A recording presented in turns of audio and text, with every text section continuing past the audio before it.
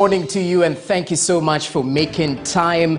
And today we want to do things a little bit different. I know during the usual bulletin we'd be informing you about some of the top stories we're following up on, but that will wait for a little bit of a while. Reason being, today is all to do with the Global Hunger Index report that was just launched yesterday right here in the capital, Nairobi, and it focuses on some of the issues that need to be highlighted when it comes to stamping out hunger and food and nutrition in terms of getting to where we need to be.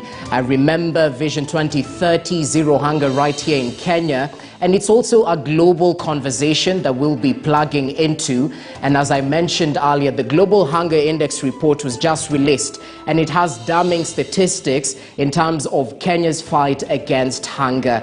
Are we making progress in this fight? What needs to be done from a policy point of view, from a research point of view? And we'll be having this discussion with various stakeholders to actually get to get their take on what needs to be done in order to enhance the fight against hunger. It's also proper to note that the GHI report is basically a tool designed to measure and track hunger at the global, regional and national level, and all to do with raising awareness in order to highlight the struggles of the fight against hunger between countries and regions as such. So we'll get to know where exactly Kenya ranked this year. Remember, this year's was the 16th edition of the Global Hunger Index report. Allow me to, first of all, introduce part of my panelists who will be joining me for this robust discussion on a very important issue that affects each and every one of us. Needless to say, parts of the country as we speak are reeling from the effects of drought. A little bit earlier on last year, the locust infestation was definitely an issue, and we've definitely had cases of flood. So with natural calamities happening year in, year out, what do we need to do in order to have sustainable mechanisms to fight hunger right here in the country? So I'll start with the first panelist who's just joining me right here in studio. He goes by the name Kelvin Shingles, who works with the WHH. And I'll just go through his bio. He started working for the humanitarian and development sector in 2004 in South Sudan. Then he went on to support linking emergency to development in both the tsunami response and reconstruction phase after the 2009 civil war in Sri Lanka. Kevin equally assisted Welthungerhilfe's response to drought in Kenya between 2009 and 2010, and then went on to coordinate the humanitarian response to Typhoon Haiyan in the Philippines. Kevin rejoined WHH in 2013 as the country director in South Sudan, overseeing both country-level programming and management in the Level 3 global emergency. He has an educational background and has also studied public health in emergencies and holds an international diploma in humanitarian assistance. Currently, he's the country director for WHH right here in Kenya. Kevin, it's great to see you. Thank you so much for your time. Thank you, Jesse. Pleasure to be here this morning. Thank you so much. We're equally joined by Professor Miri Abukutsu Onyango, who's the Deputy Vice Chancellor, Research, Production and Extension at the Jomo Kenyatta University of Agriculture and Technology. Just a little bit of information on her. She holds a bachelor's degree, a science degree in agriculture, a master of science degree in agronomy, and a doctor of philosophy degree in horticulture from the University of Nairobi and the University of London, respectively. Professor Abukutsu served in the public service in Kenya for a period of over 30 years, where she worked in the Ministry of Agriculture between 1983 and 1991, before moving to serve in two public universities, as I mentioned, JKUAT currently and previously Maseno University. She was once the district horticultural officer in Kisii, the officer in charge of cereal crops at the ministry headquarters, as the inspector of horticultural produce for export cargo section of the Jomo Kenyatta International Airport, and equally has served as a developer of dissemination leaflets at the Agricultural Information and Technology Center. I could go on, and you could see she's quite well served to the task. Asante sana for your time, Prof, and welcome to this discussion. Thank you very much for the opportunity. Asante sana. Let me cross over to yet the other guest who's joining us, Jill Clements on the other side of the studio, who is currently Ireland's Deputy Head of Mission and the Head of Cooperation to Kenya, and is based right here in Nairobi. Jill has over 20 years of experience in the development and humanitarian sectors, mainly in South Asia and Africa. Jill Clements, good morning. It's great to see you. Karibu sana. Good morning. Over to our next panelist, equally joining us, Catherine Riungu. Thank you for your time. An agriculture journalist for many years and is the founder and executive director of the Gitombani Agribusiness Association that is based in Tharaka Nithi County. She'll definitely tell us a little bit more of what she does with that Agribusiness Association, but it's a pleasure to have you with us, Catherine Riungu. Welcome to the panel. Thank you. Asante sana. Last but definitely not least, Hassan Olo is a programs director at Concern Worldwide Kenya program with over 10 years experience working for international humanitarian organizations, including Concern, Save the Children, and has acted in northern and southern rangelands in Kenya. Hassan has expertise around food security and livelihood programming with a focus on the arid and semi-arid lands. Hassan Olo, it's great to see you. Karibu sana. Thank you so much, Jesse. Well, we're all gathered here in order to talk about this all-important topic in the backdrop of the launch of the 2021 Global Hunger Index report. And I think it would be a proper point to start, perhaps to break down what exactly was highlighted in this year's Global Hunger Index report and what it aims to do, perhaps raising awareness and whatnot. I'll start with you, Kelvin Shingles. Break it down for us kindly. Jesse, thank you very much, and it's great to be part of this panel discussion this morning. So, as you quite rightly mentioned, the Global Hunger Index was launched yesterday with a number of stakeholders, whether that's from sort of policy or from government, from research, to actually stakeholders, civil society, all looking at the impacts of food security here in Kenya. But the GHI, or the Global Hunger Index, is actually a report that is published on an annual basis. It's a peer review report between Concern Worldwide and Welthungerhilfe, WHH, and it's a tool that actually measures and tracks hunger over a period of time, as you mentioned, at a global level, but also at a regional level and by country. And it shows progress. So the GHI has been launched since 2006, and it highlights success. It highlights success within those countries that have made steady gains in food security, but it also highlights the failure in some aspects in regard to hunger reduction. So the idea is to ultimately raise awareness, but also provide an incentive for countries to see where they're ranked within the GHI and stimulate them to make greater progress and bring to the forefront or call to action those areas where we find issues related to food insecurity. So the GHI is actually a triangulation of information. It comes from data from the UN agencies such as UNICEF, WHO, FAO, the Food and Agricultural Organization, but also from the World Bank. And more importantly, it comes from information or demographic information within the countries that we work in. And it also looks at health surveys.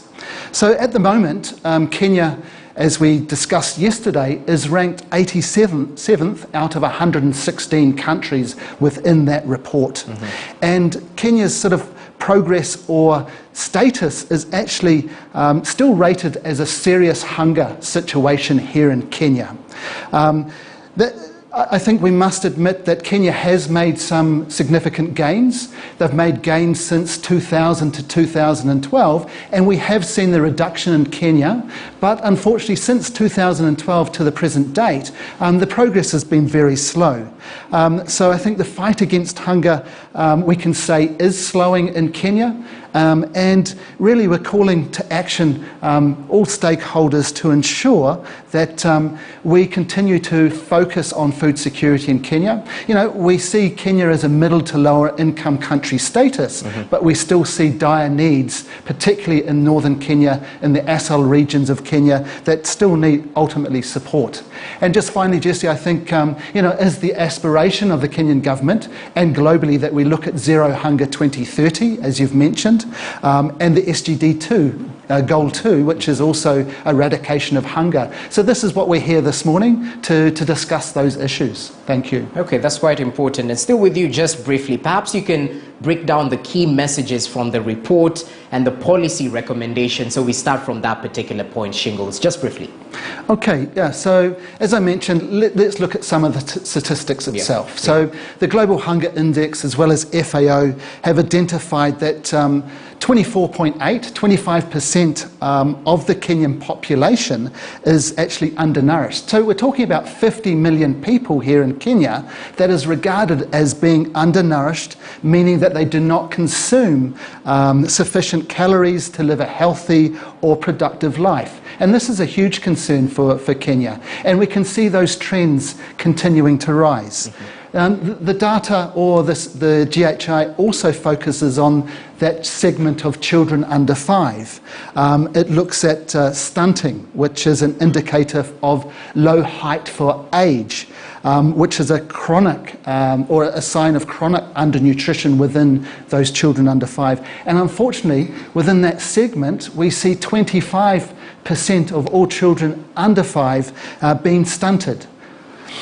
Another statistic is, again, children under 5 being wasted, and that is poor weight for height. And we actually see an increasing rate of malnutrition within that segment of children under 5. And if we look at Kenya as a whole, we have 4.8% of all children under 5 as being wasted. And I think, as you've already mentioned, the drought situation is actually having an adverse effect in that population as well. We currently see around 700,000 children under 5 being identified as malnourished. And this is what the report is highlighting. And it also, unfortunately, looks at the issues related to mortality, and those issues of mortality are linked to undernutrition and malnutrition within that population as well. Okay. So those are the sort of the figures that we're talking about within Kenya. As I mentioned, on the positive side, we have made some steady progress, but there still are some significant issues that we need to address as a nation going forward. You mentioned also the drought situation, and I think we have a current situation where we're seeing climate change as having an adverse effect on the population globally, but also within the Horn of Africa and also here at home in Kenya. Within the report itself, we look at the issues surrounding conflict. We call them the 3 C's. We look at the issues surrounding conflict, and how conflict affects food security or insecurity within a country. We also look at climate change, and climate change is becoming a huge issue. We also look at the areas, you know, the COVID-19 and how that pandemic has adversely affected food security within the country as well. And unfortunately, we're seeing these crises related to climate change happen more and more in frequency. You know, we have a situation at the moment where we've had 2.5-3 years of depressed rainfall, failed rainfall. You know, we've seen in 2020, October, November, December rainfall was depressed. We saw in 2021, March, April, May, The long rainfall was also inadequate, and then we saw again October, November, December 2021 having again depressed rainfall, scattered rainfall in parts of the country, impacting particularly those areas in northern Kenya, those drought-stricken areas, and causing huge alarm in regard to humanitarian needs that are there. And Jesse, if you give me a little bit more time, I think currently we see between 2.8 rising to 3 million people that are food insecure as we speak, and requiring humanitarian assistance. As I mentioned, around the 700,000 children already that are identified as malnourished, and we also have widespread death of livestock. Yesterday we identified that 1.4 million cattle are deceased because of the drought situation. And this is the 1.4 that has only been reported. And myself, through WHH and Hassan through Concern, we regularly see and get information from our local partners where communities have been affected by the widespread death of livestock affecting livelihoods of pastoralist communities. So yeah, we're very much an alarm level here in Kenya as we speak. Okay, thanks for breaking down at least some of the key tenets that have arisen from this particular report in 2021, the Global Hunger Index report. As he's mentioned, the fight against hunger is dangerous off track. So let's cross over to Catherine Riungu, who works with the community closely and is based in Tharaka Nithi County. As he was speaking, the impact on the communities perhaps might not be, painted clearly on such reports. What would you say, even as you react to the report as it is, about the situation on the ground? Just briefly. Thank you very much. The situation on the ground, I must say, is dire. Unfortunately, in Gitombani, we are a fairly new organization, and I formed this group so that I can bring villagers together so we can do consolidated farming.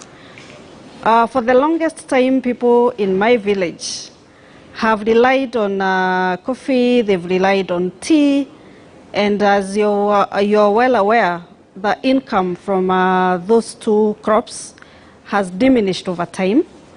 And one of the biggest challenges is land subdivision, where parents planted tea and coffee in the 70s.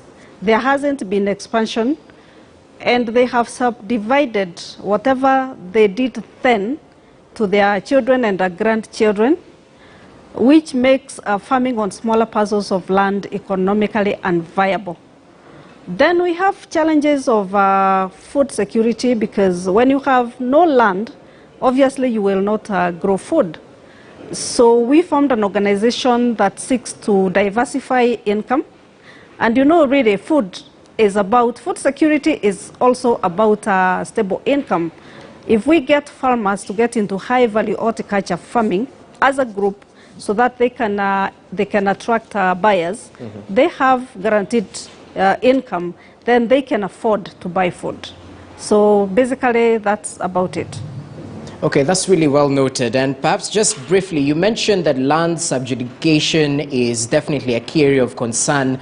And this featured prominently yesterday when we were launching this report, the youth actually picking up agriculture as a form of, enhancing food security and making money as well. Is there a generational gap from where you sit, perhaps in your community as well? Are the youth so enthusiastic on taking up matters to do with farming and agribusiness? I can tell you for a fact that my observation within the short time I've been running this organization is that everything boils down to money. If you give the youth an agricultural activity that puts money in their pockets, they definitely embrace it. I have seen it. I have very many youth who have gotten into the projects we're involved in at the moment, and we are looking at scaling up the activities so that we can win them off the streets, we can win them off drinking, off idleness, and everything evil that comes with an idle young person.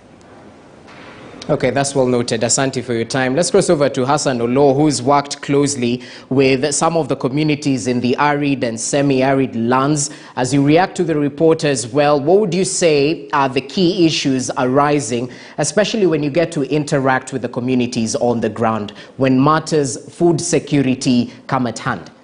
Thank you so much, Jesse. And I'll just like to pick, especially from Kevin's conversation. And I think one key driver that we have been having that is driving food insecurity is the impact of climate change.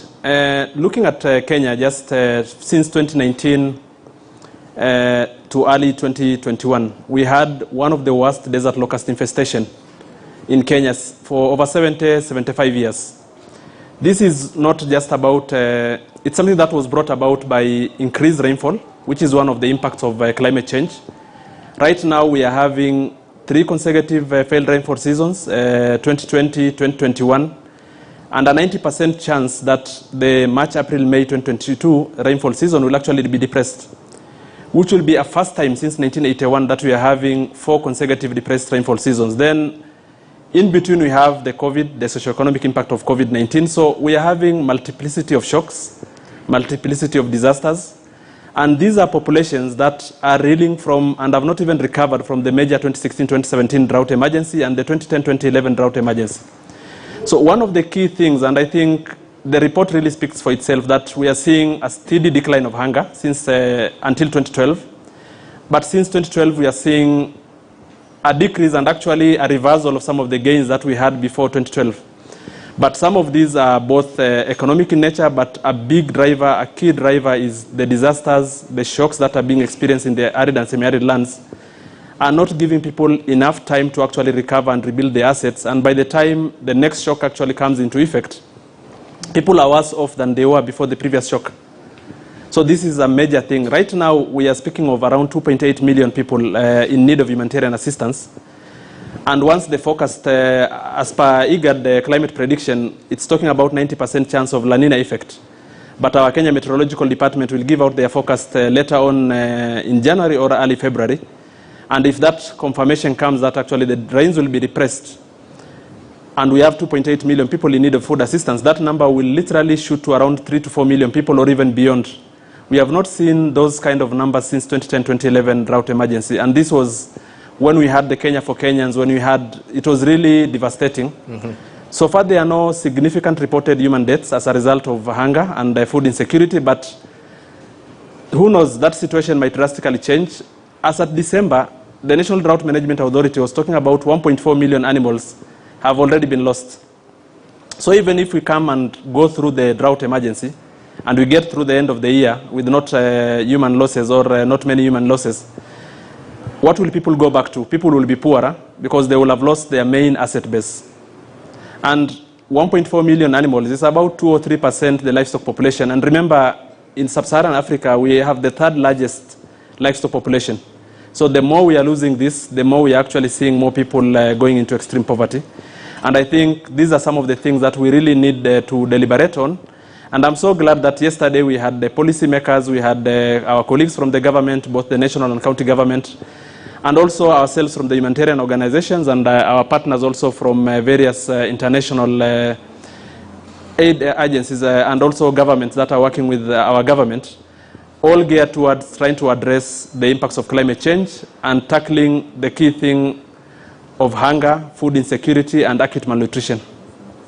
Okay, well noted. Thanks, Hassan, for breaking it down. Those are definitely dire statistics. If you definitely get to take a look at the report, it'll break down Kenya ranking number 87 out of 116 countries, and the impact, especially on children who are under malnourished. 700,000 children under 5 are malnourished. Now, Jill Clements, over 20 years of experience when it comes to humanitarian work, what would you say we as stakeholders, as non-governmental organizations, even as the government itself, are we doing enough in terms of the elimination of hunger? Is it a priority from where you sit? Because according to the report, the fight against hunger is slowing down. This is definitely concerning. Concern and WHH for bringing the report to us, for bringing it out into the public, for launching it. I think it's an essential piece of reading for all of us working globally on hunger-related issues, and it really gets to the heart of the relationship between, in particular, conflict and hunger, and adds to our understanding of how countries are impacted by hunger. I think it offers key policy recommendations that, of course, if implemented, would greatly reduce, I think as Hassan talked about, the intergenerational costs of hunger for families and for communities. We believe, and from Irish perspective, that it will make a substantive difference to efforts to generate advocacy, to generate resources, and in particular the political will that's needed to deliver on our SDG promise of reaching zero hunger. Ireland has an interesting history with hunger. I'm sure many of you are aware that, almost 170 years ago, 1 million Irish people died and 1 million emigrated due to famine. Generations later, the memory of that experience remains ingrained in our psyche. Today, Ireland finds it wholly unacceptable that millions of people around the world, and we've heard from Hassan and from the report here in Kenya, people continue to experience the threat of famine. There is no justification for this.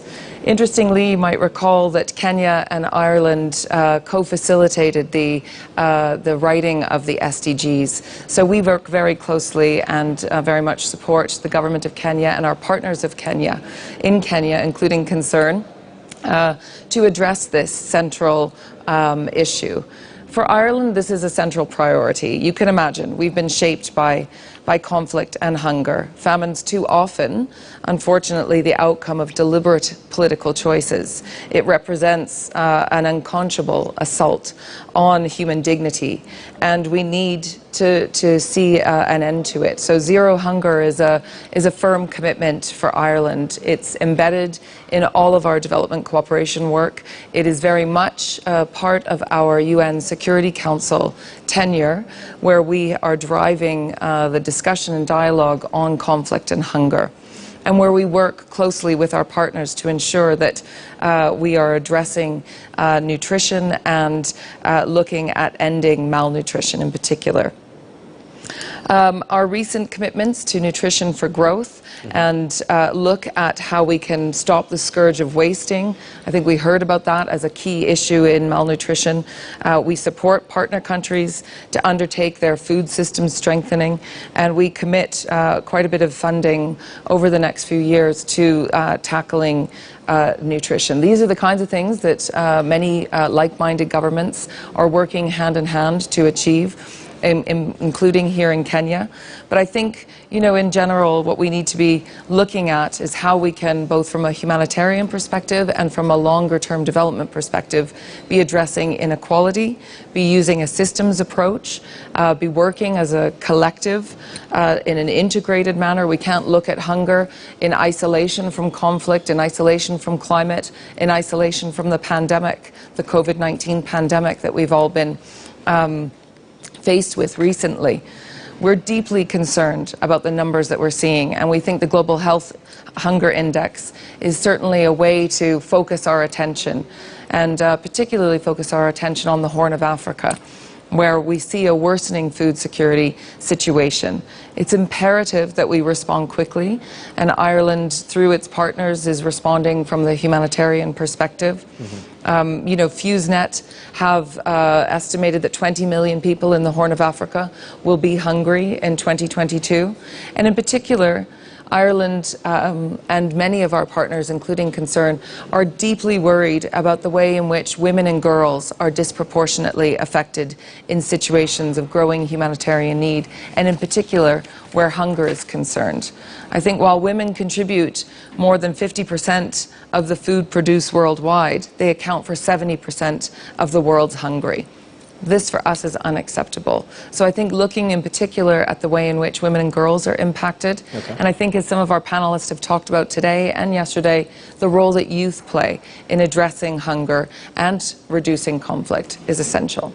Thank you. Okay, well, an all-inclusive approach is definitely important, and working from an integrated manner, as you mentioned. Let's cross over to our next panelist, Professor Miri Abukutsu. It's been quite a while since you've talked, so let's start with perhaps your reaction to the GHI report. You know, damning statistics that the fight against hunger might be slowing down. What's your reaction to this, especially from a researcher's point of view? Thank you very much. As we have heard from the GHI report, Kenya, we are not doing so well, but there is an opportunity and potential to do better. And that's how now research comes in.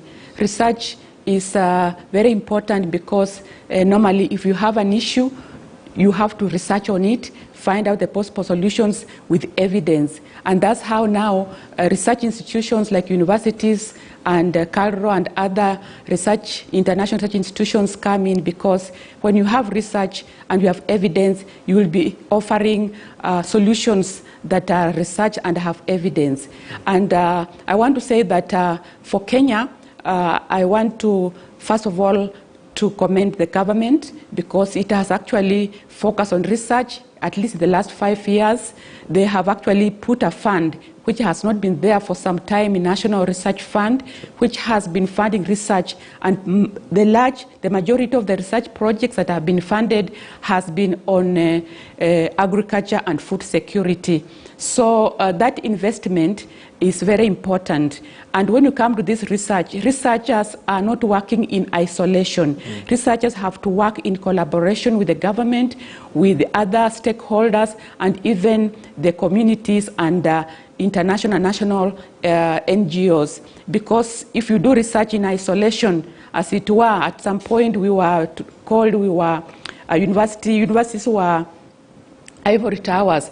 I think that has since changed. If I can speak about JKU, where I am based, we do a lot of interaction, a lot of collaborations. We have over 250 collaborations in research, development, innovation development, and also technology transfer. So from the research point of view, you cannot do it alone. We must work together, and that's what we are practicing. And I think that if we look at what we have, that it's not the end of it all. There is a potential for us to turn things around if we can take research and implement it. The only thing I want to say that most of the research we do has not been translated into a form that all of us, the communities or the common person, can use it. Though efforts have been made. So we need to look at what is the stock we have at universities and research institutions, and how do we now mine that and use it as solutions. All those areas that have been talked about